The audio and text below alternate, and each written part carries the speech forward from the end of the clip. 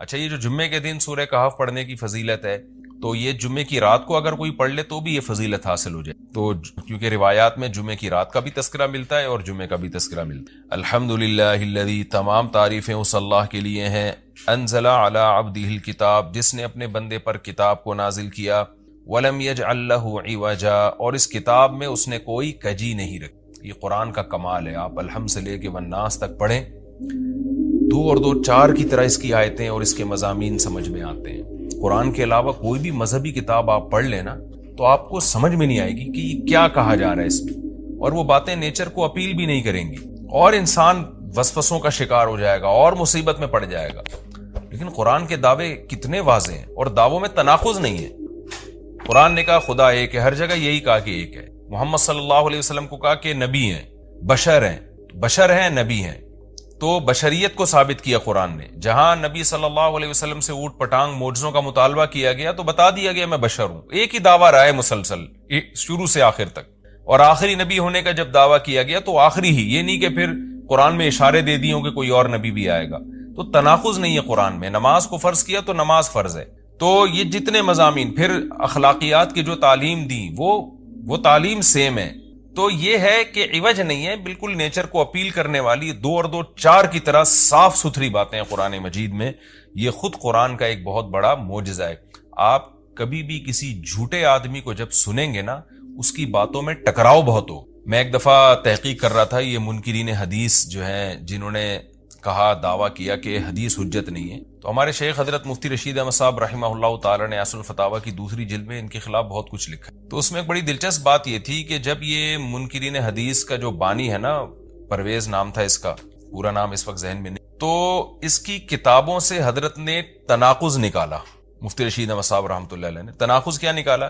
ایک جگہ لکھ رہا ہے کہ حدیث حجت نہیں ہے، دوسری جگہ لکھ رہا ہے کہ حدیث حجت تو ہے لیکن جن ذرائع سے ہم تک پہنچی وہ ذرائع حجت نہیں ہے، اور ایک جگہ لکھ رہا ہے کہ حدیث حجت بھی ہے لیکن صرف نبی صلی اللہ علیہ وسلم کے دور تک کے لیے حجت ہے، ہمیشہ کے لیے حجت نہیں ہے۔ تو ایسے کئی تناقض، تو اس میں حضرت نے لکھا کہ اس سے پتہ چلتا ہے کہ یہ بیچارہ خود اس کو پتہ نہیں ہے کہ یہ اس کا دعویٰ کیا ہے، یعنی اس سے صاف واضح ہوتا ہے کہ ان کا مقصد صرف اور صرف ہمیں اسلام سے ہٹانا ہے، اور حدیث کو مشکوک قرار دے کر، کیونکہ زیادہ تر جو قوانین ہمیں اسلام کے ملتے ہیں وہ تو قرآن میں بہت کم ملتے ہیں، وہ تو احادیث میں ملتے ہیں۔ قرآن تو زیادہ تر عقیدے کی بات کرتا ہے، آخرت کے تصور کو ہماری نظروں میں اجاگر کرتا ہے، اخلاقیات سکھاتا ہے، مسائل، فقہی مسائل، وہ تو زیادہ تر احادیث میں ہے، اسلامی قانون جسے ہم کہتے ہیں۔ تو مقصد اس کا یہ ہے کہ اسلامی قانون سے کسی طرح لوگوں کو ہٹایا جائے۔ تو جیسے جس وقت بن پڑی وہ دعویٰ اس نے کر دیا۔ کبھی مجلس دیکھی کہ یار اس وقت یہ دعویٰ کرنا زیادہ مناسب ہے کہ حدیث حجت تو ہے لیکن جن ذرائع سے پہنچی وہ ذرائع قابل اعتماد نہیں ہے، تو وہاں اس نے یہ دعویٰ کر دیا۔ تو جھوٹا آدمی کسی ایک بات پہ ٹکتا نہیں ہے۔ آپ مرزا غلام احمد قادیانی کے دعووں کو دیکھ لیں، اس کی کتابوں میں کہیں وہ لکھتا ہے کہ میں نبی نہیں ہوں، میں تو امام ہوں، اور کہیں لکھتا ہے کہ میں، شروع میں اس نے یہ دعویٰ کیا تھا کہ میں نبی نہیں ہوں، میں امام مہدی ہوں، پھر اس نے دعویٰ کیا میں حضرت وہی عیسیٰ علیہ الصلوۃ والسلام جو مسیح موعود وہ ہوں۔ اس کی کتابوں میں اتنا ٹکراؤ ہے، وجہ اس کی یہ ہے کہ باطل کا ایک ہدف ہوتا ہے، تو وہ دیکھتا ہے کہ جیسا دیس ویسا بھیس۔ جیسے اس کا ہدف ہوتا ہے شہرت، دولت، اور یا لوگوں میں پھوٹ ڈالنا، یا کوئی منصب حاصل کرنا کسی سے، تو وہ پھر دیکھتا ہے کہ جس وقت جو طریقہ اس کو سوٹیبل لگتا ہے نا، وہ وہی طریقہ اختیار کر لے۔ تو ہر باطل میں یہ ہوتا ہے، آج بھی ہم دیکھتے ہیں جو اہل باطل ہوتے ہیں وہ کسی ایک بات پہ ٹکتے نہیں ہیں۔ ایک تو ہوتا ہے نا انسان سے غلطی سے ایک دعویٰ ہو گیا اس سے رجوع کر لے، وہ ایک الگ چیز ہے، وہ تو ہر انسان سے خطا ہو سکتی ہے، لیکن اہل باطل کے دعووں میں بہت ٹکراؤ ہوتا ہے، وہ کسی ایک بات پہ ٹکتے نہیں ہیں۔ آج بہت سارے اسکالرز ایسے ہیں کہ آپ جب ان کی تقریریں سنیں گے یا ان کی کتابیں پڑھیں گے تو انہیں بہت ٹکراؤ نظر آئے گا۔ اسی سے صاف پتہ چل جاتا ہے کہ یہ لوگ اپنے دعوے میں مخلص نہیں ہیں، ان کا مقصد پھوٹ ڈالنا ہے۔ تو جتنی جو تحریف شدہ آسمانی کتابیں ہیں، یہ جتنے باطل مذاہب ہیں، ان میں بھی آپ کو یہ ٹکراؤ نظر آئے گا۔ تو قرآن یہ دعویٰ بار بار کرتا ہے کہ اللہ تعالیٰ نے جو کلام اپنے حبیب صلی اللہ علیہ وسلم پہ نازل کیا، اس میں آپ کو عوج نظر نہیں آئے گا، کوئی کجی نظر نہیں آئے گی، بہت واضح دو اور دو چار کی طرح وہ اپنے دعووں کو دعوے کرتا ہے قرآن مجید، اور اس پر دلائل قائم کرتا ہے۔ قیماً، اللہ فرماتے ہیں سیدھا سیدھا کلام ہے، لینذر بأسا، تاکہ یہ ڈرا دے۔ کہ اللہ تو نے اتنا صاف ستھرا کلام نازل کیوں کیا؟ اللہ کہتے ہیں دو وجہ سے، برے لوگوں کو ڈرانے کے لیے، اچھے لوگوں کو امیدیں دلانے کے لیے، تاکہ برے لوگ برائی سے بچیں اور اچھے لوگوں کو موٹیویشن ملے. یہ دعویٰ بھی قرآن کا کتنا پیارا اور کتنا صاف ستھرا ہے. برائی کو ختم کرنا چاہتا ہے قرآن, اچھائی کو پروموٹ کرنا چاہتا ہے. لِيُنذِرَ بَأْسًا شَدِيدًا, ہم نے کیوں نازل کیا؟ تاکہ یہ ڈرا دے شدید عذاب سے, مِن لَدُنْهُ, اللہ کی طرف سے, یعنی اللہ کی طرف سے ڈرا دے. وَيُبَشِّرَ الْمُؤْمِنِينَ, اور ایمان والوں کو خوشخبریاں سنا دے. کون سے ایمان والے؟ الَّذِينَ يَعْمَلُونَ الصَّالِحَاتِ, جو اچھے اعمال کرتے ہیں. کیا خوشخبری سنا دے؟ أَنَّ لَهُمْ أَجْرًا حَسَنًا, کہ ان کو اجر ملے گا بہت اچھا, اور ایسا اجر ملے گا مَاكِثِينَ فِيهِ أَبَدًا, رہیں گے اس اجر میں وہ ہمیشہ ہمیشہ. وَيُنذِرَ الَّذِينَ قَالُوا, اور تاکہ یہ کلام ڈرا دے ان لوگوں کو, الَّذِينَ قَالُوا, جو کہتے ہیں اتخذ اللہ ولدا. اللہ نے ڈرانے کا ذکر 2 دفعہ کیا, اس لیے کہ ایک تو عام لوگ جو برے ہوتے ہیں ان کو ڈرا دے, اور مشرکین میں خاص طور پر یہ برائی تھی کہ یہود و نصارہ کی باتوں میں آ کے اللہ کے لیے اولاد ٹھہرا لیا کرتے تھے. وہ فرشتوں کو بیٹیاں کہہ دیا, یا عیسائیوں کی باتوں میں آ کے اللہ کے لیے اولاد ٹھہرا دی. تو اس لیے اللہ نے خاص طور پر ان مشرکین اور ان کافروں کا ذکر کیا جو نبی صلی اللہ علیہ وسلم کے دور میں اللہ کے لیے اولاد ٹھہراتے تھے, کہ اللہ ان کو بھی ڈرا دیا جائے. وَيُنذِرَ الَّذِينَ قَالُوا, اور ڈرا دے ان لوگوں کو جو کہتے ہیں اتخذ اللہ ولدا, کہ اللہ نے ٹھہرا لی ہے اولاد. سورہ کہف بھی مکی صورتوں میں سے ہے نا, تو اس میں بھی توحید کا مضمون بہت ہوگا. مَا لَهُم بِهِ مِنْ عِلْمٍ, نہیں ہے ان کے لیے اس دعوے پر کوئی دلیل. وَلَا لِآبَائِهِمْ, اور نہ ان کے باپ دادا کے پاس کوئی دلیل تھی. یہ اکثر کہتے تھے نا, بھائی ٹھیک ہے ہمارے پاس دلیل نہیں ہے لیکن ہم اپنے باپ دادا کو فالو کرتے ہیں. تو اللہ کہتے ہیں تمہارے باپ دادا کے پاس کون سے اس دعوے کی کوئی دلیل تھی. اور یہ جملہ ہلکا نہیں ہے, کبرت کلمۃ, بہت بڑا ہے یہ کلمے کے اعتبار سے. ایسا کلمہ جو ان کی منہ سے نکلتا ہے, منہ سے نکلنے والا کلمہ, یہ بہت بڑا کلمہ ہے, بہت بھاری ہے زمین اور آسمان پر, کہ اللہ کے لیے اولاد ٹھہرا دی. ان یقولون الا کذبا, نہیں بولتے یہ لوگ مگر نرا جھوٹ بولتے ہیں یہ. فلعلک باخع نفسک علی آثارہم, اللہ تعالیٰ اپنے حبیب صلی اللہ علیہ وسلم کو تسلی دے رہے ہیں کہ اتنا سری جھوٹ بولتے ہیں اور آپ کی دعوت اتنی واضح ہے پھر بھی ایمان نہیں لاتے, تو اے نبی کہیں ایسا نہ ہو کہ آپ غم میں اپنی جان ہی نہ ہلاک کر بیٹھیں. کیونکہ رسول اللہ صلی اللہ علیہ وسلم کا دل بہت گھٹتا تھا کہ اتنی واضح بات میں کر رہا ہوں, اتنا میرے دعوے میں اتنی کلیئرٹی ہے, اس کے باوجود یہ مانتے کیوں نہیں ہیں. تو غم سے آپ کا سینہ گھٹتا تھا. تو اللہ نے آپ کو بتایا کہ یہ آپ کی حالت یہ ہو گئی ہے شاید کہ آپ اپنی جان ہی ہلاک کر بیٹھیں. دیکھیں اللہ کا شاید یہ ہماری زبان میں اللہ ہم سے بات کرتے ہیں نا, ورنہ اللہ کے لیے تو شاید نہیں, اللہ کے لیے جو چیز ہوتی ہے یقینی ہوتی ہے. تو یہاں شاید کا مطلب کیا ہوگا کہ کوئی بھی دیکھنے والا آپ کی کنڈیشن کو دیکھے نا اس وقت, تو وہ کہے گا کہ آپ کی موت نہ واقع ہو جائے, اتنا غم ہے آپ کو. تو مقصد ہے غم کی شدت کو بیان کرنا. تو اللہ فرماتے ہیں شاید کہ آپ اپنی جان ہی ہلاک کر بیٹھے ان کے پیچھے, یعنی ان کے غم میں. اگر یہ لوگ اس قرآن پر ایمان نہ لے کر آئے, اسفا, افسوس اور غم میں آپ کی جان ہی کہیں آپ ہلاک نہ کر بیٹھیں. پھر آگے اللہ بتا رہے ہیں کہ یہ ایمان کیوں نہیں لے کر آتے. آپ غم نہ کریں, آپ کی دعوت میں کوئی کمی نہیں, آپ کے دلائل میں کوئی کمی نہیں. ایمان نہ لانے کی وجہ ہم بتاتے ہیں کیا ہے. کچھ لوگ لائیں گے, کچھ نہیں لے کر آئیں گے. وجہ کیا ہے وہ ہم بتا رہے ہیں اگلی آیت میں. انا جعلنا ما علی الارض, ہم نے بنایا ہے ہر اس چیز کو جو زمین کے اوپر ہے, زینت اللہ, زمین کے لیے, یعنی زمین والوں کے لیے زینت, اٹریکٹیو بنایا ہم نے. زمین اجڑی ہوئی ہوتی, کسی کا دل ہی نہ لگتا زمین میں, تو سارے آخرت ہی کی فکر میں لگ جاتے. لیکن زمین میں اٹریکشن ایسی پیدا کر دی ہے کہ یہ اللہ سے غافل کرتی ہے, حق سے دور کرتی ہے. ہر آدمی اس زمین کی زینت کو حاصل کرنے کی کوشش کرتا ہے. زینت وہ چیز ما یتزین, جو مزین ہوتی ہے اور جس کی طرف انسان کی اٹریکشن ہوتی ہے, چاہے حقیقت میں وہ اٹریکشن کے قابل ہو یا نہ ہو. جیسے گندگی کا ڈھیر ہے, اٹریکشن نہیں ہوتی, لیکن آپ نے اس کے اوپر ایک خوبصورت ململ کا کپڑا ڈال کے خوشبو چھڑک دی, تو اب وہ دیکھنے میں بھلی لگنے لگے گی. تو جو چیز دیکھنے میں بھلی لگتی ہے اس کو مزین کہا جاتا ہے, چاہے حقیقت میں ہو یا نہ ہو. تو اللہ نے کہا کہ ہم حقیقت میں زمین اچھی ہے یا نہیں ہے, یہ لوگ اس کو نہیں دیکھتے, بس اٹریکٹیو ہے اس کو دیکھتے ہیں کہ اس کا یہ اٹریکٹ کرتی ہے اپنی طرف. حقیقت میں دیکھا جائے تو مسافر خانہ ہے نا, کتنی بھی مل جائے تو ختم ہونے والی ہے, تو فنا ہونے والی چیزوں سے کون دل بہلاتا ہے. لیکن اللہ بتا رہے کہ ہم نے چونکہ اس کو مزین کر دیا ہے, تو اس مزین ہونے کا نتیجہ یہ ہے کہ کچھ لوگ اس میں پڑھ کے اللہ کو بھول جاتے ہیں اور کچھ اس کی حقیقت کو دیکھ کر اللہ کو یاد رکھتے ہیں. تو آزمائش جبھی ممکن ہے جب اس زمین کو اٹریکٹیو بنایا جائے. آگے اس لیے اللہ نے فرمایا کہ ہم نے بنایا ہے جو کچھ اس زمین کے اوپر ہے زینت اللہ، زمین کے لیے مزین. کیوں بنایا ہے؟ لنبلوہم، تاکہ ہم لوگوں کو آزمائیں، ایہم احسن عملا، کہ ان میں عمل کے لحاظ سے زیادہ اچھا کون ہے. اگر زمین کو مزین نہ بنایا جاتا تو سارے عمل کے لحاظ سے بہت اچھے ہو جاتے، کیونکہ قربانی نہ دینی پڑتی. اب اس مزین زمین کی بہت سی چیزوں کو چھوڑنا پڑتا ہے. نماز کے وقت دکان چھوڑنی پڑتی ہے، اور صدقات و خیرات کے وقت مال کی قربانی دینی پڑتی ہے، اور جو شریعت کے جتنے بھی احکام ہیں تو جاہ کی قربانی دینی پڑتی ہے، منصب کی قربانی دینی پڑتی ہے. تو اللہ کہتے ہیں ہم نے چونکہ مزین بنا دیا تاکہ ہم لوگوں کو آزمائیں. تو ظاہر ہے جب آزمائش ہوتی ہے تو اے نبی کچھ لوگ کامیاب ہوتے ہیں اور کچھ لوگ ناکام ہوتے ہیں. تو آپ چاہتے ہیں کہ ساری دنیا ایمان لے آئے، سارے نیک بن جائیں، یہ آپ کی چاہت پوری نہیں ہو سکتی، کیونکہ امتحان میں 100% لوگ کامیاب عام طور پر نہیں ہوا کرتے. وَإِنَّا لَجَاعِلُونَ مَا عَلَيْهَا صَعِيدًا جُرُزًا، اور یاد رکھو جو کچھ زمین کے اوپر ہے ہم اس کو بنانے والے چٹیل میدان. یعنی اللہ نے جب یہ کہا نا کہ زمین کے اوپر کی چیزوں کو ہم نے مزین کر دیا، تو آگے نافرمانوں کو ایک دھمکی بھی دے دی کہ تم جو اس میں پڑھ کر ایمان سے اور نیک عمل سے غافل ہو رہے ہو کہ بھئی اتنی اٹریکشن ہے، تو اس کا ایک دوسرا پہلو بھی ہے. وہ پہلو کیا ہے؟ چٹیل میدان بن جائے گی، سب تباہ و برباد ہو جائے گا. یعنی ایگزامینیشن ہال میں جب جو نعمتیں آپ کو دی جاتی ہیں وہ ہمیشہ کے لیے تھوڑی دی جاتی ہیں، وہ تو اس وقت تک کے لیے دی جاتی ہیں جب تک امتحان چل رہا ہے، اس کے بعد وہ لے لی جاتی ہیں واپس.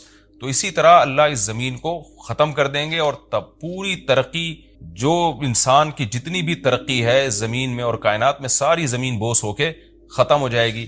اور اللہ تعالیٰ جس مقصد کے لیے انسان کو پیدا کیا گیا اس مقصد کے بارے میں انسان سے سوال کریں گے. ام حسبت ان اصحاب الکہف والرقیم، قرآن نے یہ کچھ تمہید بیان کی کہ یہ دنیا آزمائش کے لیے اور سب کچھ ختم ہو جائے گا، جو قرآن کا اصل مقصود ہے. اب قرآن ایک واقعے کی طرف آتا ہے. مشرکین مکہ یہود و نصارہ سے بہت سی چیزیں سنا کرتے تھے، اور یہود آ کے ان کو چپکے چپکے گائیڈ کرتے تھے کہ جس نے نبوت کا دعویٰ کیا ہے نا تم ان سے یہ سوال پوچھو، تم ان سے یہ سوال پوچھو. پھر یہود دیکھتے تھے کہ ہماری تورات کے مطابق جواب ملتا ہے کہ نہیں ملتا. تو ان کا یعنی خیال یہ تھا کہ محمد صلی اللہ علیہ وسلم جواب نہیں دے پائیں گے تو ہم بتائیں گے دیکھو ہماری تورات میں تو یہ لکھا ہے، اگر یہ اللہ کے نبی ہیں تو یہ تو ہر آسمانی کتاب یہ واقعہ بیان کرتی ہے، تو قرآن کیوں بیان نہیں کر رہا. تو یہودیوں نے آ کے مشرکین مکہ سے کہا، مشرکین مکہ نے نبی صلی اللہ علیہ وسلم سے سوال پوچھا. ان میں 3 سوال تھے. ایک روح سے متعلق جس کا سورہ بنی اسرائیل میں جواب دے دیا گیا، ایک حضرت ذوالقرنین سے متعلق کہ وہ کون سا بادشاہ تھا جس نے پوری دنیا پہ حکومت کی، ان کا تذکرہ اللہ نے قرآن میں بیان کیا، اور ایک اصحاب کہف کے بارے میں. تو اب قرآن ان کے واقعے کو بیان کر رہا ہے. ام حسبت ان اصحاب الکہف والرقیم کانوا من آیاتنا عجبا، اے نبی آپ یہ سمجھتے ہیں کہ اصحاب کہف اور جبل والے، پہاڑ والے لوگ، غار اور پہاڑ والے لوگ کیا ہماری نشانیوں میں سے بڑی عجیب نشانی تھے؟ کیا آپ یہ سمجھتے ہیں؟ یعنی یا تو اس کا جواب یہ کہ واقعی یہ نشانی تھے، یا یہ کہ یہ اتنی بڑی نشانی نہیں تھے جتنی بڑی اس کائنات کو بنا دینا بڑی نشانی ہے. اذ اول فتیتو، اللہ نے اس واقعے کو بیان کیا. اس وقت کو یاد کرو جب چند نوجوانوں نے ٹھکانہ پکڑا الی الکہف، ایک بڑے غار کی طرف، فقالو، پھر کہنے لگے. اب دیکھیں قرآن جب واقعہ بیان کرتا ہے نا تو سوال تو مشرکین نے اصحاب کہف کا پوچھا تھا، بتا دیا جاتا بھئی ایک زمانے میں اصحاب کہف تھے جو مشرک بادشاہ تھا جس کے ظلم سے تنگ آ کے وہ علاقہ چھوڑ کے چلے گئے، اور 300 سال غار میں رہے، اور پھر 300 سال کے بعد واپس آئے اور لوگوں نے پھر بڑی عقیدت کی، محبت کی، بس اتنا کافی تھا. لیکن قرآن واقعہ اس انداز سے بیان کرتا ہے کہ اس میں اسباق ملنا شروع ہو جائے، ہمیں اس میں اسباق ملنا شروع ہو جائے. اب دیکھیں شروع کیسے کیا جا رہا ہے.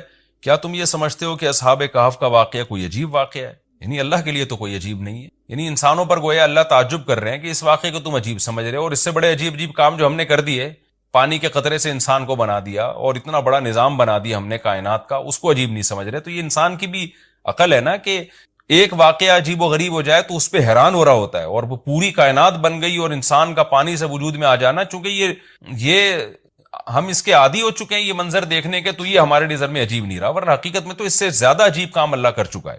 تو ایک تو سبق اللہ نے ہمیں یہ بتایا اس واقعے میں کہ یہ واقعہ اتنا عجیب نہیں جتنا اللہ کے دوسرے کام زیادہ عجیب. تو قرآن واقعہ بیان کرتا ہے اس انداز سے تاکہ ہمیں اس سے اسباق ملے. اذ اول فتیۃ الی الکہف، نوجوانوں نے غار میں پناہ لی، فقالوا ربنا، اور کیا کہنے لگے، اے ہمارے رب، آتنا من لدنک رحمہ، تو دے ہمیں اپنی طرف سے رحمت، اور ہیئ لنا من امرنا رشدا، ہمارے معاملے میں کوئی رشد کا انتظام کر دے، یعنی درستگی کا انتظام کر دے۔ اس میں کیا سبق ملتا ہے کہ جو مشرک بادشاہ تھا، کافر بادشاہ تھا، چند نوجوان اسلام لے کر آئے، اللہ کے برحق دین کو قبول کیا، ان کو یہ یقین تھا کہ ہم اس علاقے میں رہ کر اپنے دین اور مذہب پہ قائم نہیں رہ سکتے، لہذا انہوں نے ارادہ کیا ہم ہجرت کرتے ہیں۔ تو اب ہجرت کر کے جائیں کہاں؟ تو اللہ سے دعائیں مانگ رہے ہیں۔ اس سے کیا پتہ چلتا ہے کہ جب آپ کے لیے کسی علاقے میں رہ کر دین پر چلنا ناممکن ہو تو آپ پر لازم ہے کہ آپ اس علاقے کو چھوڑیں، ایک بات۔ نمبر 2، چھوڑ کر آپ اللہ پہ اعتماد اور توکل کریں کہ جس اللہ نے مجھے یہاں کھلایا وہ کہیں اور بھی کھلا سکتا ہے۔ نمبر 3، اللہ سے 2 قسم کی دعائیں مانگیں۔ نمبر 1، اے اللہ تو میرے لیے رحمت کا انتظام کر دے، یعنی اپنا رحم کر تاکہ تیری رحم کی وجہ سے ہمارے لیے معاملات آسان ہو جائیں۔ نمبر 2، تو ہمیں گائیڈ کر، ہیئ لنا من امرنا رشدا کا مطلب سیدھا راہ دکھا، ہمیں بتا کہ ہم نے جانا کہاں ہے، کس ملک میں اسٹے کرنا ہے، سفر کیسے کرنا ہے۔ یہ بالکل ایسا ہی ہے جیسے موسیٰ علیہ الصلوۃ والسلام سے غلطی سے قتل ہو گیا، تو اب مدین سے جب نکلنا تھا، مصر سے جب نکلنا تھا تو راستہ معلوم نہیں تھا، تو وہاں بھی اللہ تعالیٰ سے موسیٰ علیہ السلام نے دعا مانگی کہ وَلَمَّا تَوَجَّهَ تِلْقَاءَ مَدْيَنَ قَالَ عَسَىٰ رَبِّي أَن يَهْدِيَنِي سَوَاءَ السَّبِيلِ، مجھے امید ہے میرے رب مجھے سیدھا راستہ دکھائے گا۔ تو جب انسان کو راستے معلوم نہ ہو، گائیڈنس نہ مل رہی ہو کہ جانا کہاں ہے، کہاں اسٹے کرنا ہے، تو ایسے موقع پہ اللہ سے سیدھے راستے کی دعا مانگنی چاہیے۔ تو یہاں بھی انہوں نے دعا مانگی کہ اللہ تو ہمارے لیے رحمت کا انتظام کر دے اور ہمارے لیے ہمیں گائیڈ کر دے کہ ہم نے جانا کہاں ہے، کہاں اسٹے کرنا ہے۔ تو قرآن کہتا ہے ہم نے ان کی دعا کو قبول کی، فَضَرَبْنَا عَلَىٰ آذَانِهِمْ، رحمت کا انتظام کیسے ہوا کہ ہم نے غار کے اندر، کیونکہ گئے ان کے کتے کو ساتھ لے کر غار کے اندر گئے، اور وہاں انہوں نے کہا کہ فی الحال ہم یہاں لوگوں سے چھپ جائیں، کسی طریقے سے پناہ میں آ جائیں، پھر دیکھیں گے جی اٹھ کے ہم نے جانا کہاں ہے۔ تو قتل کے خوف سے نکلیں اور غار میں جا کے آرام کیا، تو اللہ کہتے ہیں ہم نے ان کے کانوں پہ پردہ ڈال دیا، سلا دیا گہری نیند، سنین عددا، کئی سال تک، ثم بعثناہم، پھر ہم نے ان کو جگایا، لنعلم ای الحزبین، تاکہ ہم دیکھیں، جس کا نتیجہ یہ نکلا کہ ہم یہ دیکھنا چاہتے تھے ان دونوں میں سے کون سا فریق ایسا ہے احصیٰ لما لبثوا امدا، جو مدت کے اعتبار سے زیادہ کاؤنٹ کرنے والا ہے اس مدت کو، لما لبثوا، جس مدت تک یہ لوگ ٹھہرے۔ یعنی اللہ تعالیٰ بھی گویا ان کو دیکھ کے خوش ہو رہے ہیں کہ دیکھیں ان کے آپس میں تبصرے کیا ہوتے ہیں، کیونکہ کسی کے ساتھ ایسا کبھی نہیں ہوا۔ تو اب جب یہ اٹھیں گے تو اللہ کی گویا کہ اللہ تعالیٰ بھی ان کی بات کو دیکھ کرنا ایک خوش ہو رہے ہیں ان کو دیکھ کے کہ دیکھو میں یہ باتیں آپس میں کیا کرتے ہیں، تو کسی نے کیا کہا، کسی نے کیا کہا، یہ سارا تذکرہ آگے آئے گا۔ یہ واقعہ آگے بھی چلے گا اور انشاءاللہ اس کی تفصیل اگلے رکوع میں زیادہ آئے گی۔ ہمارا یہ رکوع الحمدللہ کمپلیٹ ہو گیا اور وقت بھی تقریباً کمپلیٹ ہی ہونے والا ہے ہمارا، تو انشاءاللہ اگلے ایپیسوڈ میں اس واقعے کو ہم مکمل کریں گے۔ تفسیر اس کی بہت آسان ہے، زیادہ ڈیٹیل میں جانے کی ضرورت نہیں، اور میں بار بار بتاتا ہوں کہ یہ جو میں تفسیر کے لیکچر ریکارڈ کروا رہا ہوں، اس کا بنیادی مقصد صرف اور صرف یہ ہے کہ جب آپ قرآن مجید کی تلاوت کریں تو آپ کو سمجھ میں آئے کہ آپ کیا پڑھ رہے ہیں، کیا سن رہے ہیں۔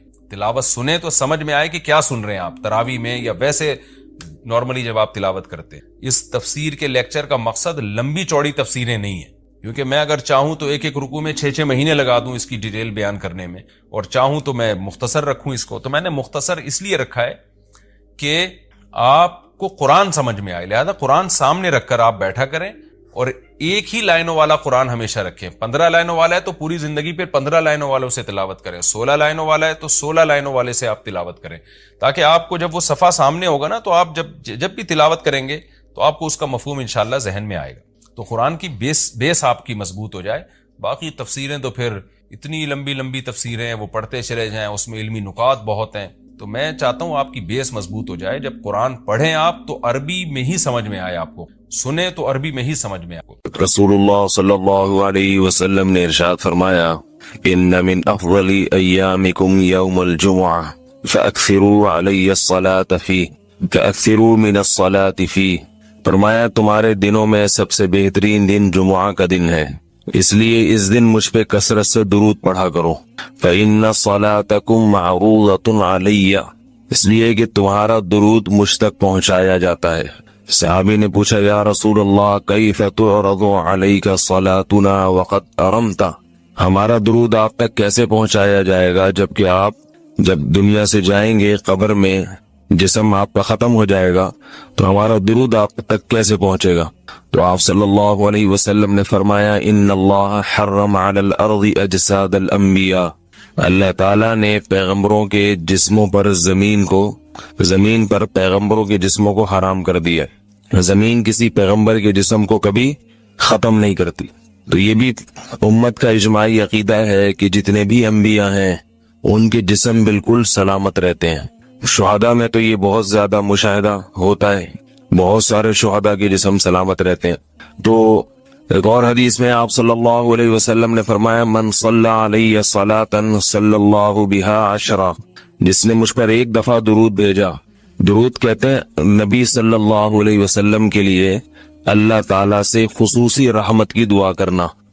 ایک ہوتا ہے عام دعا، کسی کے لیے بھی رحمت، صلات کہتے ہیں خصوصی رحمت جو اللہ اپنے خاص بندوں پہ کرتا ہے۔ اس لیے صلات کا جو لفظ ہے نا، یہ درود اور صلات یہ پیغمبر کے علاوہ کسی کے لیے جائز نہیں ہے، کیونکہ یہ صلات خاص کس کے خاصہ ہے؟ یہ پیغمبروں کا۔ اس لیے ہم اللہم صلی علی محمد تو کہہ سکتے ہیں، لیکن یوں نہیں کہہ سکتے اللہم صلی علی فلان۔ تو وہ صلی جو ہے نا، صلات یہ خاص قسم کی رحمتیں ہوتی ہیں جو اللہ پیغمبروں پر بھیجتے ہیں۔ تبھی قرآن میں آتا ہے اولئک علیہم صلوات من ربہم رحمہ، کہ جو لوگ صبر کرتے ہیں ان پر اللہ کی خصوصی رحمتیں بھی ہیں اور رحمت بھی ہے۔ تو پتہ چلا صلات اور رحمت میں فرق ہے۔ صلات اعلیٰ قسم کی رحمتوں کو کہتے ہیں۔ تو آپ صلی اللہ علیہ وسلم نے فرمایا جس نے میرے لیے ایک مرتبہ رحمت کی دعا کی، درود شریف پڑھا میرے لیے، تو اللہ اس پر 10 رحمتیں بھیجتے ہیں۔ اور جمعہ کا دن زیادہ فضیلت ہے درود شریف پڑھنے کی۔ البتہ یہ جو جمعہ کے دن میں حدیث مشہور ہے کہ 80 سال کے گناہ معاف ہوتے ہیں جمعہ کے دن درود پڑھنے سے، یہ حدیث سند کے لحاظ سے کمزور ہے۔ لیکن یہ جو میں نے حدیث پڑھی کہ جمعہ کا دن سب سے بہتر دن ہے، فَأَكْثِرُوا عَلَيَّ مِنَ الصَّلَاةِ فِيهِ، لہذا اس دن مجھ پہ کثرت سے درود پڑھا کرو، یہ بالکل صحیح حدیث ہے۔ تو جمعہ کا دن درود شریف کی اضافی فضیلت ہے۔ آج چونکہ جمعہ کا دن ہے تو اس لیے میں نے کہا کہ اس بارے میں تھوڑی سی بات کروں۔ ایک اور حدیث میں آتا ہے رسول اللہ صلی اللہ علیہ وسلم نے فرمایا لا تجعلوا قبری عیدا وصلوا علی فإن صلاتکم تبلغنی حیث کنتم، فرمایا میری قبر کو عیدگاہ نہ بناؤ۔ جیسے میلوں کی جگہ ہوتی ہے نا، میلے ٹھیلے، عید پہ جب سب لوگ جمع ہو کے خوشیاں مناتے ہیں، تو جیسے مزاروں پہ ہوتا ہے نا قوالیاں ہو رہی ہیں اور یہ میلے ٹھیلے ہو رہے ہیں آج کل دیکھا ہے، تو پہلے زمانے میں بھی جب کوئی نیک آدمی دنیا سے جاتا تھا تو لوگ اس کی قبر پہ دھرنے مار کے بیٹھ جاتے تھے، اور وہ مجاور اور یہ سب جو ہمارے یہاں ہوتا ہے۔ تو آپ صلی اللہ علیہ وسلم نے منع کیا کہ میری قبر کے ساتھ یہ کچھ مت کرو، البتہ مجھ پہ درود پڑھا کرو، اور فرمایا کہ تم جہاں سے بھی درود پڑھو گے یہ مجھ تک پہنچے گا۔ اور حدیث میں رسول اللہ صلی اللہ علیہ وسلم نے فرمایا ما من احد یسلم علی الا رد اللہ علی روحی فارد علیہ، کہ جب بھی کوئی مجھ پر سلام بھیجتا ہے اللہ میری روح کو میرے جسم میں لوٹاتے ہیں اور میں اس کے سلام کا جواب دیتا ہوں۔ اب یہ کیسے ہوتا ہے؟ چونکہ یہ برزخی زندگی میں ہے، لہذا اس کی کیفیات میں اور گہرائی میں جانے کی اجازت نہیں ہے۔ جیسے اللہ بہتر سمجھتے ہیں یہ ہوتا ہے، اس کی حقیقت کا ہمیں علم پوری طرح نہیں ہے، برزخی زندگی ہے۔ اور حدیث میں آتا ہے رسول اللہ صلی اللہ علیہ وسلم نے فرمایا کہ رغم انف رجل ذکرت عنده فلم يصلی علی، اس شخص کی ناک خاک آلودہ ہو جائے جس کے سامنے میرا نام لیا جائے، میرا تذکرہ ہو اور وہ مجھ پہ درود نہ پڑے۔ مفتی صاحب میں آرمی میں ہوں، وزیرستان سے کسی نے پوچھا ہے جی میں آرمی میں ہوں، ہم زیادہ تر اس طرح کے علاقوں میں ڈیوٹی کر رہے ہوتے ہیں کہ وہاں پانی مشکل سے ملتا ہے، ہم زیادہ تر پینٹ پہنتے ہیں جس کی وجہ سے بیٹھ کر پیشاب کرنے سے پینٹ گندی ہو جاتی ہے، اگر کھڑے ہو کر پیشاب کر لے تو کیا حکم ہے؟ رہنمائی فرمائیں۔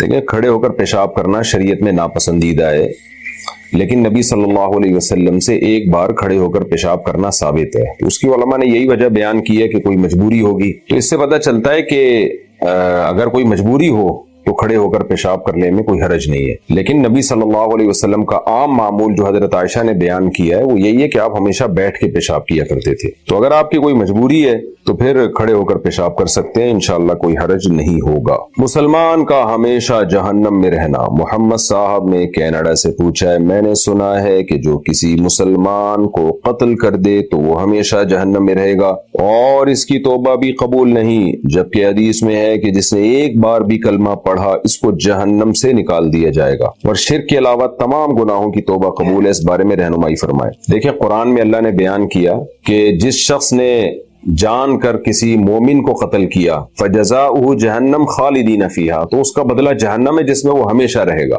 تو کسی انسانی جان کا قتل بھی بہت بڑا جرم ہے, اور ایمان والے کا قتل تو اور بھی بڑا جرم ہے, اور اس میں قرآن میں یہی سزا بیان کی گئی ہے کہ ہمیشہ جہنم میں رہے گا وہ. لیکن دوسری حدیثوں سے پتہ چلتا ہے کہ کوئی بھی شخص ایمان کی حالت میں دنیا سے گیا, یعنی کوئی بھی شخص جو اسلام کے ضروری عقیدے رکھتا ہو, توحید کا قائل ہو, ختم نبوت کا قائل ہو, عقیدہ تقدیر کو مانتا ہو, شرک نہ کرتا ہو, تو وہ بالآخر سزا کھانے کے بعد جہنم سے نکلے گا, چاہے کتنا ہی بڑا اس سے گناہ ہوا ہو. اور قرآن کی دوسری آیتوں سے بھی یہ پتہ چلتا ہے کہ پیغمبروں کی شفاعت بھی ہوگی. تو اب ایک طرف قرآن کہہ رہا ہے کہ جو قاتل ہے وہ ہمیشہ جہنم میں رہے گا, دوسری طرف احادیث بہت ساری ہیں اور قرآن کی آیتیں بھی ہیں جس سے پتہ چلتا ہے کہ مومن پر کے لیے شفاعت ہوگی اور وہ جہنم سے نکل جائے گا. تو ان دونوں طرح کی آیتوں کو سامنے رکھ کر علماء نے یہ جو آیت ہے نا جس میں آتا ہے کہ ہمیشہ جہنم میں رہے گا جو قاتل ہے, اس کا مطلب یہ بیان کیا ہے کہ اصل سزا تو اس کی یہی ہوگی کہ ہمیشہ رہے. اصل سزا جو اللہ نے قاتل کی رکھی ہے وہ یہی رکھی ہے کہ ہمیشہ جہنم میں رہے وہ. لیکن پیغمبر کی شفاعت کی وجہ سے اللہ تعالیٰ اس ہمیشہ والی سزا کو معاف کر دیں گے. اس کی مثال ایسے جیسے کورٹ میں بعض دفعہ سزا دی جاتی ہے کہ اس کی سزا جو ہے اتنے سال قید بامشقت ہے, کورٹ میں یہ فیصلہ سنا دیا جاتا ہے. لیکن بعض دفعہ یہ ہوتا ہے کہ سزا تو اس کو ہو گئی اور جیل ہو گئی, اور اس کو اناؤنس کر دیا جاتا ہے کہ بھئی آپ کو فار ایگزامپل 14 سال قید بامشقت ہے آپ کی. لیکن بیچ میں کوئی ایسا واقعہ ہو جاتا ہے, کوئی ایسی کوئی جو ہے نا گورنمنٹ کی پالیسی چینج ہو جاتی ہے, یا اور کچھ ایسا ہو جاتا ہے جس کی بیس پہ گورنمنٹ قیدیوں کو رہا کر دیتی ہے.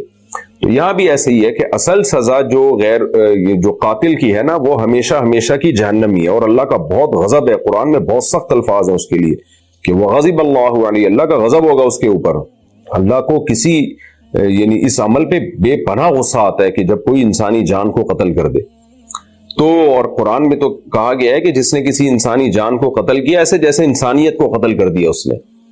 تو اصل میں تو اللہ کا بہت غضب ہوگا اور وہ جہنم میں جائے گا, لیکن سزا اس کی یہی اناؤنس کی جائے گی کہ تو ہمیشہ جہنم میں رہے گا. لیکن ہوگا کیا کہ اللہ نے ہمیں حدیث سے پہلے سے پتہ چل گیا ایک بات کہ پیغمبروں کی شفاعت ہوگی جس کی وجہ سے یہ ہمیشہ والی سزا اس کی معاف کر دی جائے گی اور ایک طویل وقت کے بعد اس کو جہنم سے نکال دیا جائے گا. تو ایک مطلب تو یہ بیان کیا گیا ہے. دوسرا مطلب یہ بیان کیا گیا ہے کہ یہاں پر خالدین سے مراد ہمیشہ نہیں ہے بلکہ مکھ سے طویل, یعنی بہت طویل عرصہ. بہت طویل عرصہ جب کوئی کام ہوتا ہے نا تو اس پہ بھی ہمیشہ کا لفظ کا اطلاق ہوتا ہے, تو بہت طویل عرصے رہے گا. تو ہمیشہ صرف کافر جو کفر پہ موت ہوئی, شرک پہ موت ہوئی جس کی, وہ ہمیشہ جہنم میں رہے گا, بشرطے کہ جس کی کفر پہ موت ہوئی ہے اس تک اسلام کی دعوت پہنچی ہو. اس کے بارے میں قرآن اور حدیث میں واضح ہے کہ وہ ہمیشہ ہی رہے گا. تبھی یہی وجہ ہے کہ اسلاف میں یہ عقیدہ اجماعی تھا کہ کافر کبھی بھی جہنم سے نہیں نکلے گا, اللہ کا اس پر ایسا غضب ہوگا. لیکن جو ایمان کی حالت میں دنیا سے گیا, کتنا ہی بڑا گناہ کیا ہو, سزا کھانے کے بعد بالآخر وہ جہنم سے نکل آئے گا. لیکن بہرحال بہت طویل عرصے جہنم میں رہنا بھی کوئی کم بات نہیں ہے. اس لیے قاتل کو چاہیے کہ توبہ کرے وہ, اور توبہ میں یہ بھی داخل ہے کہ جس کو قتل کیا اس کے وارثین کے حوالے کرے اپنے آپ کو, تو توبہ اس کی قبول ہو جائے گی. شرک کی توبہ بھی قبول ہوتی ہے اگر دنیا میں توبہ کر لے. دنیا میں ہر جرم سے توبہ اللہ قبول کرتا ہے. آخرت میں اگر کوئی بغیر توبہ کے چلا گیا تو شرک والے کی مغفرت نہیں ہے, یہ خوب ذہن میں رکھیں. لیکن دنیا میں جو ہے وہ ہر ایک کی توبہ قبول ہوتی ہے, قاتل کی توبہ بھی قبول ہوتی ہے. حدیث میں آتے ایک شخص نے 100 انسانوں کو قتل کیا تھا, لیکن جب توبہ کی تو اللہ نے اس کی توبہ قبول کی. لیکن توبہ خالص توبہ ہو, ایسے اوپر اوپر کی توبہ نہ ہو. تو خدا نخواستہ کسی سے انسانی جان کا قتل ہو گیا تو وہ توبہ کرے. اور توبہ کی تکمیل میں یہ بھی ہے کہ جس انسانی جان کو قتل کیا ہے اپنے آپ کو اس کے وارثوں کے حوالے کر دے اور ان سے معافی مانگے اور کہے کہ یا تو مجھے قصاصاً قتل کر دو یا یہ کہ مجھ سے دیت لے لو. لیکن آج کل مسئلہ یہ ہوتا ہے کہ اگر وہ اپنے آپ کو وارثوں کے حوالے کرے گا، جیسے ہمارے پاس ایسے کیس آئے ہیں، ایک شخص نے قتل کیا، بعد میں اس کو توبہ کی توفیق ملی، وہ آیا کہ بھائی میں نے جس کو قتل کیا ہے تو میں اب اس سے معافی یعنی میں چاہتا ہوں کہ میں اپنے آپ کو ان کے سامنے پیش کر دوں تاکہ قیامت میں مجھ سے حساب و کتاب نہ ہو اور ان سے معافی مانگو، کیونکہ یہ حقوق العباد ہے نا، ان کے وارثوں سے معافی مانگنی پڑے گی آپ کو. تو اصل تو یہی ہے. تو میں نے کہا بھائی ماشاءاللہ یہ اس کی علامت ہے کہ آپ نے سچی توبہ کی، آپ اپنے آپ کو مقتول کے وارثوں کے حوالے پیش کرنے کے لیے تیار ہو. لیکن مسئلہ یہ ہے کہ جب وہ مقتول کے وارثوں کے حوالے اپنے آپ کو کرے گا ایک قاتل معافی کے لیے اور کہے گا بھائی اب میں تم سے ریکویسٹ کرتا ہوں مجھے معاف کر دو، یا مجھ سے معاف نہیں کرتے فری میں تو دیت لے لو، یہ بھی نہیں تو پھر قصاصاً قتل کر دو، یہ تو ہوگا. ہم ترغیب دیں گے مقتول کے وارثوں کو، بھائی دیکھو ایک آدمی اپنے آپ کو پیش کر رہا ہے، آپ قصاص نہ لیں اس سے، بہتر یہی ہے ایسے ہی معاف کر دیں آپ اس کو، اللہ تعالیٰ آپ کے بھی جرم کو معاف کرے گا. جب ایک آدمی کو ندامت ہو گئی، اور ندامت کی علامت یہ ہے کہ اپنے آپ کو وہ پیش کر رہا ہے. لیکن آج کل مسئلہ یہ ہے کہ کوئی اگر اس پروسیس سے گزرتا ہے تو اسلامی حکم تو نافذ ہے نہیں. اسلام تو یہ کہتا ہے کہ بھئی گورنمنٹ کے آگے پیش کر دیا یا مقتول کے وارثوں کے آگے پیش کر دیا تو پھر اس سے قصاص لیا جائے گا، اس کی گردن اڑائی جائے گی اور پہلے ترغیب دی جائے گی مقتول کے وارثوں کو اس کو معاف کر دو. ہو سکتا ہے وہ ویسے ہی معاف کر دیں دل بڑا کر کے، ان کو ترغیب دی جائے گی، کچھ پیسے دے دیے جائیں، ان کو لوگ جمع کر کے چندہ کر کے پیسے دینے، یار ہم سے پیسے لے لو اس کو معاف کر دو، بہت کچھ ہو سکتا ہے. لیکن آج کل کیونکہ اسلامی حکومت نہیں ہے، اسلامی احکام کو لوگ فالو نہیں کرتے. آج اگر آپ ایسے کریں گے کہ قاتل اپنے آپ کو مقتول کے وارثوں کے حوالے کر دے، وہ فوراً تھانے میں رپورٹ کرائیں گے، پھر پہلے پولیس والے اس کو چترول لگائیں گے قاتل کو، پھر اس کا کیس چلے گا کورٹ میں، لاکھوں روپے اس کے عدالت میں خرچ ہو جائیں گے، پھر جیل ہوگی، جیل میں پتہ نہیں کتنے سال سڑتا رہے وہ. جیل کی حالت ایسی ہوتی ہے کہ خارش کی بیماری ایک دوسرے کو لگتی ہے، قضائے حاجت کی جگہیں ایسی ہوتی ہیں اور گندگی ایک ہی بیت الخلا سارے استعمال کر رہے ہیں، تو عذاب در عذاب در عذاب میں جائے گا وہ. یہاں تو یہ تھا نا، یا تو معاف کرو یا پیسے لو یا گردن اڑاؤ، اور پیسے بھی لو تو قسطوں میں لے لو اگر اس کے پاس گنجائش نہیں ہے. تو ایک طرف ہو جاتا ہے معاملہ. یہاں ہمارے ہاں قانون ایسا ہے کہ ایک طرف ہوتا نہیں ہے، جیلوں میں سڑتا رہتا ہے، ٹارچر ہوتا رہتا ہے، ایک زندگی برباد ہو جاتی ہے. تو پھر ایسی صورت میں اب یہی کہا جائے گا بھائی اپنے آپ کو مقتول کے وارثوں کے حوالے مت کرو، کیونکہ وہ تھانے میں فون کریں گے اور پھر یا وہ ہو سکتا ہے وہ زیادتی کرنا شروع کر دیں آپ کے ساتھ بجائے قصاص لینے اور ان سب چیزوں کے. کیونکہ مقتول کے وارثوں میں کوئی ایک بھی معاف کر دے نا تو پھر کسی کو بھی قصاص لینے کا حق نہیں ہوتا. خوب سمجھ لیں، جیسے کسی کے باپ کو قتل کیا، بیٹوں میں سے ایک نے معاف کر دیا تو پھر سب کی طرف سے معاف ہو جاتا ہے. پھر دیت آئے گی، جو دیت معاف کرے گا اس کی دیت معاف ہے، جو دیت معاف نہ کرے اس کو دیت دی جائے گی، یعنی دیت کم ہو جاتی ہے پھر. تو آج کل ان حکام پہ عمل نہیں ہوتا، بلکہ فوراً تھانہ، تھانے کے بعد چترول، چترول کے بعد جیل، جیل کے بعد وہاں پر جو زندگیاں برباد ہو جاتی ہیں. اگر یہ قاتل کی بیوی بچے ہیں تو وہ بھی رولتے ہیں، ایک عذاب میں پڑے رہتے ہیں انسان. تو پھر دوسرا آپشن یہ ہے قاتل کے پاس کہ وہ توبہ کرے اللہ سے گڑ گڑا کے، مقتول کے لیے دعائے مغفرت بھی کرے، اور وہ یہ پھر علماء سے پوچھے کہ مجھ پہ کتنی دیت بنتی ہے. اب قصاص تو ہو نہیں سکتا تو دیت مجھ پہ کتنی بنتی ہے، تو وہ علماء اس کو بتا دیں گے. تو اپنی گنجائش کے حساب سے مقتول کے وارثوں کو کسی بھی طرح سے وہ دیت دیتا رہے، کسی تھرڈ پرسن کے ذریعے. وہ جب آپ کوئی قاتل علماء سے ملے گا تو اس کو بتا دیں گے علماء بھائی اس طرح سے تم مقتول کے وارثوں کو جتنی اللہ توفیق دے ہر مہینے کچھ نہ کچھ رقم پہنچایا کرو. اب اگر یہ پہنچانا مشکل ہو رہا ہے، وہ بولیں گے کون ہمیں دے رہا ہے، تو اس کے 20 طریقے ہیں. تو اس طرح سے دیت جو ہے مقتول کے وارثوں کو ادا کر لی جائے. اور اگر قاتل انتہائی غریب ہے کہ 1 روپیہ بھی نہیں دے سکتا، وہ ہے ہی نہیں، تو پھر توبہ استغفار کرے اور یہ نیت کرے کہ جب اللہ نے مجھے مالی وسعت دی اور مجھے اللہ نے مال دیا تو میں مقتول کے وارثوں کو دیت ادا کروں گا. تو انشاءاللہ اس کی توبہ قبول ہوگی اور اللہ آخرت میں اس کو سزا نہیں دے گا. غیر مسلم پر دم اور جھاڑ پھونک. اچھا، یہ جو میں نے قتل بتایا نا، قتل کی سزا قصاص ہے، یہ ہے جب جان بوجھ کر قتل کیا ہو.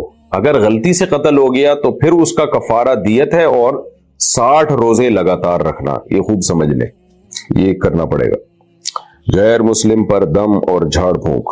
سہیل ملک یو پی انڈیا سے پوچھتے ہیں کیا کچھ پڑھ کر ہندو پر پھونک مار سکتے ہیں؟ کیوں نہیں مار سکتے میرے بھائی؟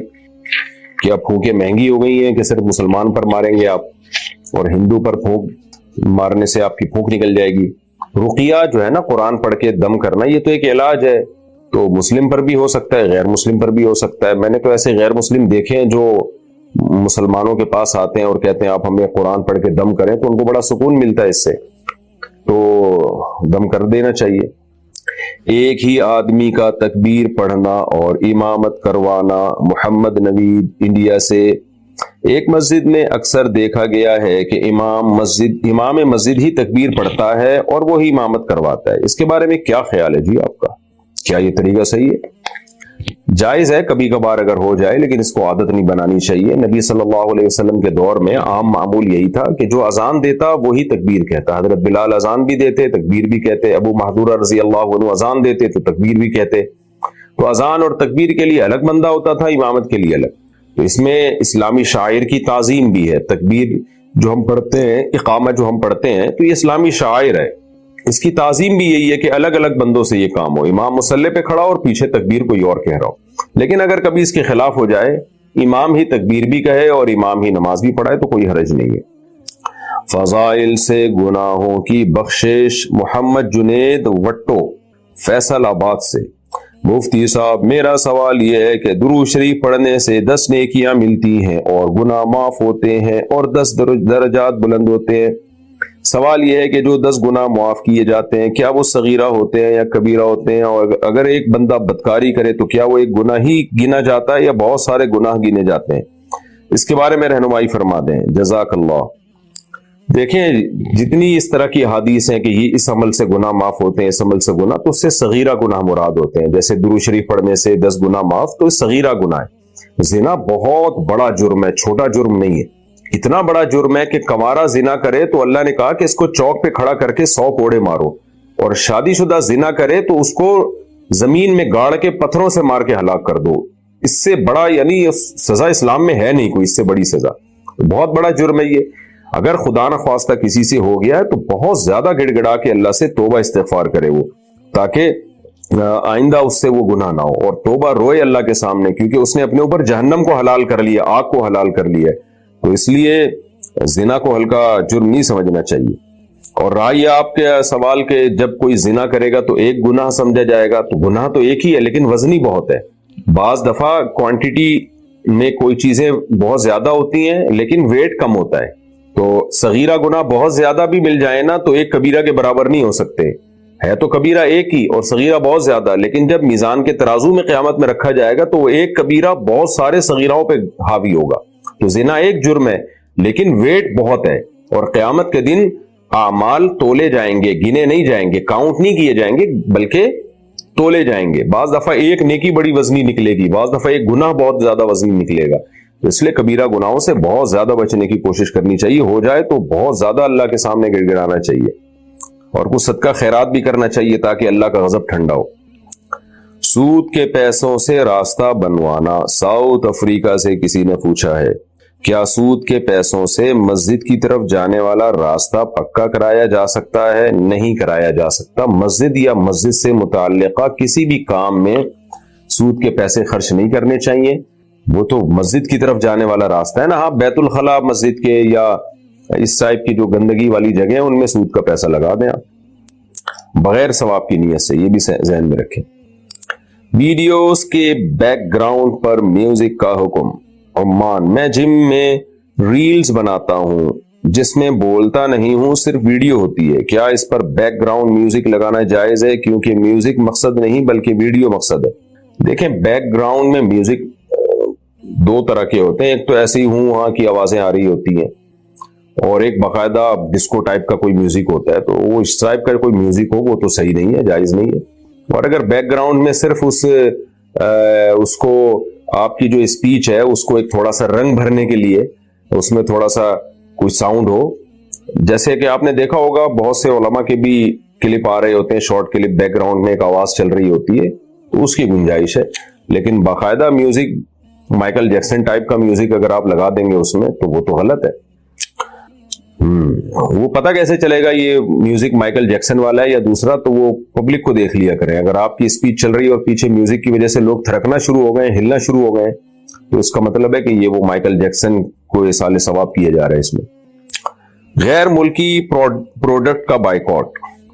ٹیپو سلطان بہار انڈیا سے پوچھتے ہیں کوکا کولا اور ان جیسی بہت سی اسرائیلی. وہ لوگ جو اللہ کو مانتے ہیں، جو نہیں مانتے ان کی تو بات ہی نہیں کر رہا.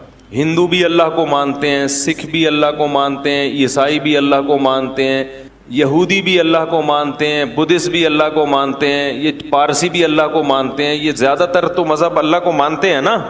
تو ان کے ہاں اللہ کو ماننے، اور لبرل جو مسلمانوں میں ہے وہ بھی اللہ کو بہرحال مانتے ہیں. مولویوں کو نہیں مانتے مگر اللہ کو مانتے ہیں. کہتے ہیں یہ مولوی درمیان سے نکالو، ڈائریکٹ اللہ کو مانتے ہیں، بس گاڈ ہے ٹھیک ہے. تو یہ اللہ کو اتنا مانتے ہیں کہ بس وہ ہماری ضرورتیں پوری کرنے کے لیے، اس کا کام ہے بارشیں برسانا، زمین سے تناور درخت پیدا کرنا، سوکھا چارہ کھلا کے گائے بھینسوں کے تھنوں سے دودھ نکالنا. ہے بھائی، ہم جب پیدا ہوئے تو ہمیں ماں کی نعمت دی، ماں کی چھاتیوں میں دودھ پیدا کیا، باپ کی محبت دی. جب بالغ ہوئے، جوان ہوئے تو اس نے ہمارے لیے جوڑے پیدا کیے جن سے ہم نے نکاح کیا، ہمیں اولادیں دیں، ہمیں بزنس دیا، کاروبار دیا. اللہ بہت بڑا ہے. آگے بھائی وہ اللہ کی کیا ڈیفینیشن، بس اتنا ہی ہے بھائی. اس سے آگے ہم اللہ کو معاذ اللہ فری کرانے کے لیے ان کی اپنی زبان میں بات کر رہا ہوں، اس سے زیادہ اللہ کو پروٹوکول دینے کے لیے تیار نہیں ہے. ہندو بھی مانتا ہے اللہ، عیسائی بھی مانتا ہے اللہ، اور جو تھوڑی بہت اللہ کی عبادت بھی کرتے ہیں نا وہ بھی اپنے مطلب کے لیے. بھائی ہندو لوگ مندر میں کیوں جاتے ہیں؟ بھگوان کی پوجا کرنے کے لیے نا. تو اس کا مقصد بھی کیا ہوتا ہے؟ کسی نے بتایا ہوتا ہے، پنڈت جی نے، یہ والا بھگوان تمہارا یہ والا کام کرے گا. آئی بات سمجھے؟ وہ کیا کرے گا؟ یہ والا کام. سیٹنگ ہو رہی ہے، شادی نہیں ہو پا رہی، تو وہ والے بھگوان کے پاس جاؤ، اس کو تربوز چڑھاؤ. آئی بات سمجھے؟ یا ناریل چڑھاؤ، کچھ کرو اس کو کوئی تربوز چڑھاتے ہیں، کوئی پتہ نہیں تربوز چڑھاتے نہیں چڑھاتے، لیکن ناریل تو سنا ہے کہ کیا خیال ہے. تو یہ چیزیں اس کو چڑھاؤ گے تو وہ آپ کے کیا کرے گا؟ کام آئے گا. جبکہ اسلام نے جو عبادت کا تصور دیا ہے اس میں اللہ آپ کے کام آئے یا نہ آئے، نماز آپ کو بہرحال پڑھنی. لطیفہ پرانا ہو گیا، میں سنا دیتا ہوں دوبارہ، بہت پرانا ہو گیا لیکن نئے لوگ بھی آ رہے ہیں نا. کئی بار سنا چکا ہوں تو پرانے لوگ ہیں وہ بور ہوں گے، لیکن سبق بہت ہے اس میں. ایک دیہاتی آدمی نماز نہیں پڑھتا تھا. کیا نہیں کرتا تھا؟ اسے مولوی صاحب نے کہا نماز پڑھا کر. اس نے کہا کہ اگر میں نماز پڑھوں گا نا تو میری گائے بھینسوں کی رکھوالی کون کرے گا؟ مولوی صاحب نے کہا دیکھ، نماز پڑھنے سے رزق میں برکت ہوتی ہے. تو نماز جب پڑھے گا تو تیری بھینسیں اور زیادہ دودھ دیں گی، کیونکہ اللہ کی عبادت سے برکت ہوگی. تو ایک دن اس نے کہا چلو ٹرائی کرنے میں کوئی حرج نہیں ہے. فجر کی نماز پڑھی، گھر گیا تو ایک بھینس مر گئی. بھینس کیا ہو گئی؟ اس نے کہا یہ کیا ڈرامہ ہے یار. مولوی صاحب کے پاس آیا کہ آپ نے تو کہا تھا بھینسیں دودھ دیں گی، میری تو بھینس مر گئی. مولوی صاحب نے کہا اصل میں اللہ تمہارا امتحان لے رہا ہے کہ تم کتنے مضبوط ہو ایمان میں. تو ایک دو ہوگا پھر اس کے بعد ڈبل ہو جائے گا دودھ. اس نے کہا چلو ٹھیک ہے. ظہر میں آیا، گیا، دوسری مر گئی. پھر امام صاحب کے پاس آیا. امام صاحب نے کہا ابھی امتحان کی کچھ کڑیاں کیا ہیں، سخت کڑیاں ہیں، اور یہ ابھی کچھ گھڑیاں باقی ہیں امتحان کی. پھر آ گیا، عصر پڑھنے گیا تو ایک اور بھینس مر گئی. تو ایک کٹا ہوتا ہے نا بھینس کے چھوٹے چھوٹے بچے، وہ بہت شور مچا رہا تھا. تو یہ اس کو کہتا ہے زیادہ شور نہیں مچا، تو خالی 2 نفل کی مار ہے. تو کیا ہے؟ یعنی تیرے پیرنٹس کو مارنے کے لیے نا 4 فرض پڑھنے پڑے ہیں. وہ بڑے بڑے بھینسے تھے، تو اتنا سا ہے 2 نفل پڑھوں گا اور مر جائے گا. وہ کیوں نماز پڑھ رہا تھا؟ دانت میں کچھ پھنسا ہوا ہے. اس کے ذہن میں یہ بات بیٹھ گئی تھی کہ بھائی عبادت کرنے سے رزق میں برکت ہوگی. حالانکہ وہ یقیناً برکت ہوتی ہے، مگر عبادت رزق میں برکت کے لیے نہیں کی جاتی. وہ تو کرنی ہے، بھینس مرے یا زندہ رہے. فجر بھی پڑھنی ہے، ظہر بھی پڑھنی ہے، عصر بھی پڑھنی ہے، مغرب بھی پڑھنی ہے، اور عشاء بھی پڑھنی. کیوں؟ اس لیے نہیں کہ رزق میں برکت ہو. ہم نماز اس لیے تھوڑی پڑھتے ہیں، اس لیے کہ جو کھلا رہا ہے پالیسی بھی اسی کی چلے گی. وہ جب کھلا رہا ہے اور نعمتیں دے رہا ہے تو جب عبادت کے لیے بلائے گا ہمیں اور آپ کو جانا پڑے گا، چاہے ہمارا فائدہ ہو یا ہمارا نقصان ہو. میں نے جمعے کے بیان میں ایک واقعہ سنایا تھا نا کس سابق حکومت کا، کہ پنجاب میں کو ایجوکیشن سسٹم شروع کر دیا. جب کو ایجوکیشن سسٹم شروع کیا ہے تو علماء گئے وزیر اعلیٰ کے پاس کہ بھئی یہ کیا ڈرامہ شروع کر دیا تم نے. حکومت نے کہا تھا ہمارے پاس فنڈ نہیں ہے الگ الگ اسکولوں کا، تو پھر وہ حکومت نے بتایا علماء کو کہ فنڈ کا مسئلہ نہیں ہے، باہر سے مدد آتی ہے، ان کی یہ ریکوائرمنٹ ہے، ان کا یہ کہنا ہے کہ الگ الگ اسکول نہیں بناؤ، لڑکے لڑکیوں کو ساتھ بیٹھاؤ۔ تو علماء بڑے حیران ہوئے، یار یہ کیا کر رہے ہو؟ تو پھر وہ حکومت نے کہا کہ جن کا کھاتے ہیں پالیسی بھی اسی کی چلے گی، بھائی پیسے وہ اسی شرط پہ دے رہے ہیں۔ تو عجیب بات ہے، یہ آئی ایم ایف سے قرضہ لیتے ہوئے یہ بات سمجھ میں آتی ہے، امریکہ برطانیہ سے پیسے لیتے ہوئے یہ بات سمجھ میں آتی ہے ہیں بھائی، لیکن اللہ سے چیزیں مانگتے ہوئے اور اللہ کی چیزیں کھاتے ہوئے یہ بات سمجھ میں نہیں آتی۔ وہاں کہتے ہیں اللہ کھلائے گا مگر پالیسی کس کی چلے گی؟ بولو بھائی، ہماری چلے گی۔ قانون کس کا چلے گا؟ ہمارا چلے گا۔ اصل بات کیا ہے؟ سب کو پتا ہے کہ جتنا اللہ سے کھا رہے ہیں اتنا آئی ایم ایف سے نہیں کھا رہے، لیکن بات یہ ہے کہ وہ لوگ فوراً پکڑتے ہیں اور اللہ فوراً نہیں پکڑتا۔ میں ذرا یہ دانت صاف کر لوں ورنہ یہ مسلسل جب مجھے پریشان کرتا رہے گا۔ وہ کہنے لگے کہ کھلاتے وہ ہیں تو پالیسی کس کی چلے گی؟ بولو بھائی، ہماری۔ تو اللہ تعالیٰ کے کہ ہم کھاتے ہیں مگر اس کے احکام پر عمل نہیں کرتے، اس کی پالیسیوں کو فالو نہیں کرتے، اس کی وجہ یہ ہے کہ دنیا میں جب کسی سے آپ قرضہ لیتے ہیں تو وہ قرضہ روک لیتا ہے اگر اس کی پالیسیوں پہ آپ نہیں چلو گے، جبکہ اللہ کی عادت یہ ہے کہ قرآن میں اللہ نے فرمایا کُلًّا نُمِدُّ ہَؤُلَاءِ وَہَؤُلَاءِ، ہم پالیسیوں کو فالو جو کر رہا ہے اس کو بھی کھلائیں گے اور جو نہیں فالو کر رہا اس کو بھی کھلائیں گے۔ وَمَا كَانَ عَطَاءُ رَبِّكَ مَحْظُورًا، تیرے رب کی عطا سے کوئی بھی دنیا میں محروم نہیں رہے گا، کیونکہ اگر اللہ نافرمان سے رزق کو روک لیتے تو دنیا میں پھر کوئی بھی نافرمان نہ ہوتا، پھر لوگ مجبور ہو کے اللہ کی عبادت کرتے، اور اللہ کو ایسی عبادت پسند نہیں ہے۔ بات آ رہی ہے سمجھ میں؟